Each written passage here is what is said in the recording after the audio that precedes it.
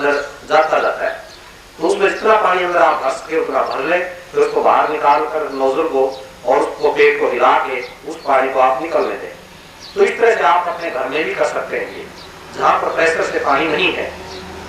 और दूसरा सिस्टम यदि बनाना चाहें तो एक ड्रम पीपा लेकर उसके आगे टूटी लगा लें, उसको एक ऊंचाई पर रख लें, ऊंचाई पर रख के उसमें ऐसा रख लें 10-20 लीटर आप पानी आ जाए और उसके आगे लंबी पाइप लगाकर भी आप ये कर सकते हैं। लेकिन ये बहुत ही जरूरी है क्योंकि अंदर की शक्तियों को जागृत करने के लिए ये आपको करना चाहिए इसको, और बहुत ही जरूरी है उसके लिए। अब इसके साथ ही जहाँ आप ये क्रिया करें इसके साथ ही अगली क्रिया भी साथ ही संपादित कर लें तो और भी विशेष लाभ आप ले सकेंगे, और उसका नाम है गणेश क्रिया। भाई पहल साहब उसके विषय में भी आपको बता रहे हैं। अब वस्ती क्रिया से हमने जब सफाई की तो उसके बाद भी कुछ मल अंदर चिपका रह जाता है। जो चिकना चिकटा मल होता है वो फिर भी आंख में अंदर गुदा के अंदर से चिपका रह जाता है। तो उसकी शुद्धि के लिए ताकि पूर्णतः ये थान शुद्ध हो जाए और अंदर किसी किस्म का कोई कीटाणु है वो भी ना रहे, कोई बीमारी नीचे है वो भी खत्म हो जाए और मल बिल्कुल साफ हो जाए, तो उसके लिए है गणेश क्रिया। गणेश क्रिया में क्या करते हैं कि अरंडी का तेल लेते हैं, कैस्टर ऑयल जिसको बोलते हैं, अरंडी का तेल केमिस्ट के मिल जाता है, तो वो तेल लेकर इस हथेली के ऊपर थोड़ा सा रख लेते हैं। अब इस दाएं हाथ की या अंगूठे के साथ वाली 2 उंगलियां इसके नाखून कटे होने चाहिए, या आप इस पर रबर की फिंगर डाल लें, केमिस्ट की मिलती हैं वो डाल लें। इसके बाद पहले इस उंगली के साथ में आप तेल को लगाएं, कैस्टर ऑयल को, और गुदा के अंदर उंगली को डालें। गुदा के अंदर उंगली डालकर जहां तक भी ये जाए हल्का हल्का चारों तरफ मालिश करना है, हल्का हल्का घुमाना है। जब इस उंगली को घुमाएंगे तो जो अंदर मल चिपकिया हुआ है वो इस उंगली के साथ लग के बाहर निकलेगा। तो इस तरह से आप आधा मिनट या 1 मिनट तक अंदर हल्का हल्का उंगली को घुमाते रहें। जब इसके साथ मल लग के बाहर निकल आएगा तो इस उंगली को बाहर निकाल लें, इसको फिर धो लें अच्छी तरह से। फिर जो लंबी उंगली है इसके तेल लगाएं, कैस्टर ऑयल, इसके तेल लगाने के बाद में इस उंगली को डालें अंदर गुदा के अंदर, और जहां तक ये जाएगी थोड़ा और ज्यादा अंदर जाएगी, और फिर आप चारों तरफ इसको घुमाएं।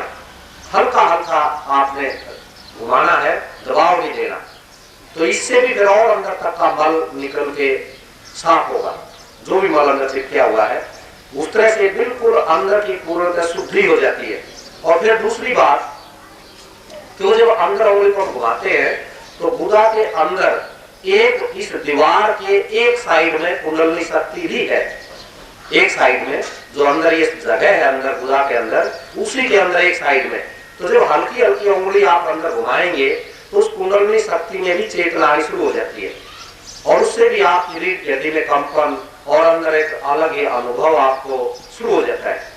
और इस अकेली गणेश क्रिया से आपके शरीर के अंदर डर, भय, चिंता जो व्याप्त रहती है हमेशा, कई बार हम सोचते हैं कि ये क्या होगा, ऐसे क्या हो जाएगा, यूं वो डर, भय, चिंता कंप्लीटली खत्म हो जाती है। आप एकदम निर्भर बनते जाएंगे, और आप कहीं पर भी जाके कहीं बोलना हो, किससे बात करनी हो, कुछ भी करना हो, कोई साधना करनी हो, चाहे ऐसी ही साधना है, आपके मन में डर नहीं आएगा, आपके मन में भय नहीं आएगा, सिर्फ एक क्रिया से। और कभी भी आगे आपके कर्ज नहीं होगी, पेट साफ रहेगा, सिर्फ इस अकेली इस क्रिया से, गणेश क्रिया से। और अंदर लुब्रिकेशन हो जाएगी, अंदर कोई जर्म्स है तो वो भी तेल के लगाने से खत्म हो जाएंगे। तो बहुत ही जरूरी क्रिया है जिसका नाम है गणेश क्रिया, और बहुत ही आसान है। और हमेशा इन क्रियाओं में आप गुरु चिंतन करते रहेंगे, जो गुरु जी का, गुरुदेव का सहचर्य हर अक्षर हमारे साथ है, और उसमें कोई मन में आपके घबराहट नहीं होनी चाहिए, कोई दूसरा चिंतन नहीं होना चाहिए, सब कुछ अपने आप ठीक होता जाएगा। लेकिन आप करिए, एक बार कदम आपने बढ़ाना है। इसके साथ ही एक क्रिया और भी आप उसका लाभ ले सकते हैं अपने घर पर, और वह क्रिया है कुंजर क्रिया। कुंजर क्रिया में ये है कि आप एक जग में थोड़ा सा हल्का गुनगुना पानी ले लें, उसमें हल्का नमक डाल लें, यदि नींबू है तो नींबू का रस छान करके उसमें डाल लें, नींबू के बीज आदि न हो, और फिर आप उसको एक दो गिलास, 2 गिलास, 3 गिलास, 4 गिलास, 5 गिलास, जितना आप पी सकें वो पूरे जग का पानी आप यदि अपने पीते चले जाते हैं तो वो सब आपके पेट में अंदर जब पानी पहुंचेगा तो पेट थोड़ा सा आपका जरूर सख्त होगा, लेकिन थोड़ा सा टहलने के बाद या आप लेट करके आप चित लेट जाएं, दाएं बाएं करवट ले लें और कुछ 1-2 जैसे आपके आसन हैं उन आसन को आप कर लें, लेटने वाले और बैठने वाले। तो उसके बाद फिर आप खड़े हो जाएं और इस स्थिति में जब वो अंदर जो आपने पानी लिया है, एक तो नींबू के असर की वजह से और दूसरा नमक होने से, ये अपने आप में केमिकल जो इम्पैक्ट अंदर बनता है वह सब शुद्धि जो आपकी विकार है उनको एकदम से वहां से छुड़ाता है। जो पित्त की मात्रा बढ़ी हुई है अंदर, तब जो है वो वहां से जगह छोड़ता है और फिर आप उसको, ये जो आपका तालू है अंदर गले का प्रदेश, यहाँ पर आप उंगली ले जाएं अंदर और उसको जब आप टच करेंगे, उंगली वहाँ छुएगी तो वोमिटिंग सेंसेशन पैदा होगा।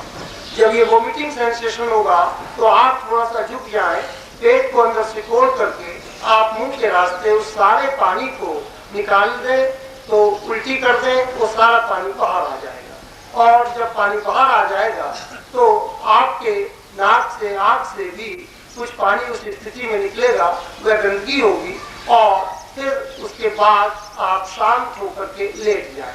यह क्रिया आप एक बार में 2 राउंड भी कर सकते हैं और जब आप बिल्कुल अपने को निर्मल, शांत, पेट को बिल्कुल हल्का महसूस करें तब थोड़ा सा शवासन में लेट जाएं और उसके बाद आप इसका लाभ जो है पूर्ण रूप से जो पेट से संबंधित है, जो हमारे चिंताओं से संबंधित है, जो वात पित्त कफ से संबंधित है, उन विकारों से आप मुक्त हो जाते हैं। तो ये क्रिया भी आपके लिए बहुत ही महत्वपूर्ण है, आप कर सकते हैं।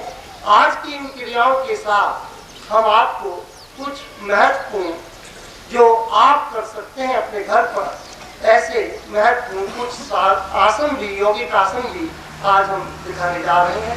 आप उनको देखेंगे और उनको अपने अभ्यास में लाएंगे। भाई पहल साहब और हमारे जगदीश भाई बैठे हैं, इनसे निवेदन है कि दोनों मंच के एक साइड में आप ऊपर आ जाएं और ये आसन आप एक एक करके समझ लें ताकि इन आसनों का आप उपयोग कर सकें। इसमें हम पहले आपको 3 आसन बैठ करके करने वाले, 3 आसन लेट करके करने वाले, ये सिखाने जा रहे हैं।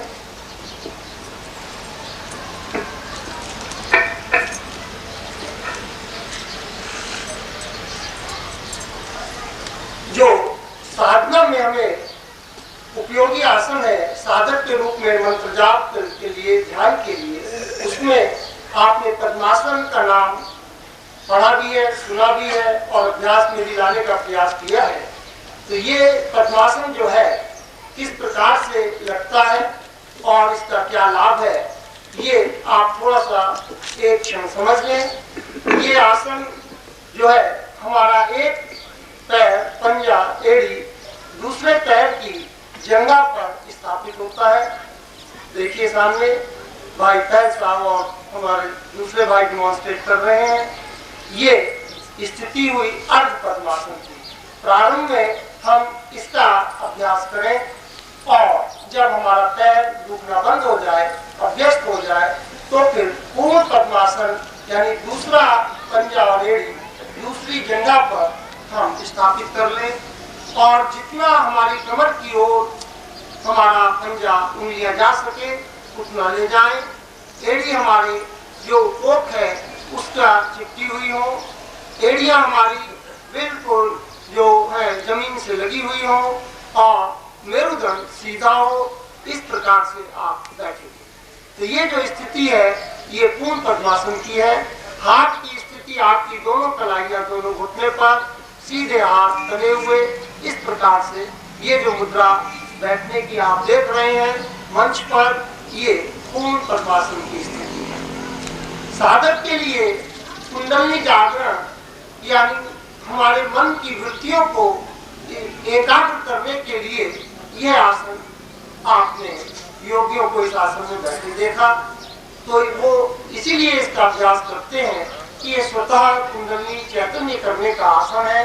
हमारे जो सुषुम्ना है उसको ऊर्ध्व गति देने का आसन है और आत्म से परमात्मा को, ब्रह्म को जोड़ने के लिए ध्यान के माध्यम से हमें ध्यान में ले जाने का आसन है। इसके साथ ही हमारे शारीरिक विकार भी इससे नष्ट होते हैं। कमर का दर्द, हमारे जंघाओं का दर्द, हमारे शरीर में जो अन्य विजातीय विकार कहीं पर किसी एक अंग प्रत्यंग में जमा हो जाते हैं, उनको दूर करने का भी यह एक सरल साधन और विधि। अब हम आपको दूसरा आसन बताने जा रहे हैं। दूसरा आसन सिद्धासन है। सिद्धासन में अब आप खोल लीजिए अपने पद्मासन को और दूसरे आसन को, जिसका नाम सिद्धासन है, इसमें हम बाएं पैर की एड़ी को अपने गुदा द्वार के पास ले जाकर के स्थापित करते हैं। आप देख रहे हैं सामने दोनों भाइयों को, आप भी ऐसा ही करते चलें। अभ्यास आप करते चलेंगे तो सीख लेंगे। और इसके बाद जो दूसरे पैर की हमारी एड़ी है उसको आप ले जाएं और जो हमारा मूलाधार प्रदेश है, लिंग प्रदेश जो है, वहां पर उसको हम ले जाकर के स्थापित करते हैं।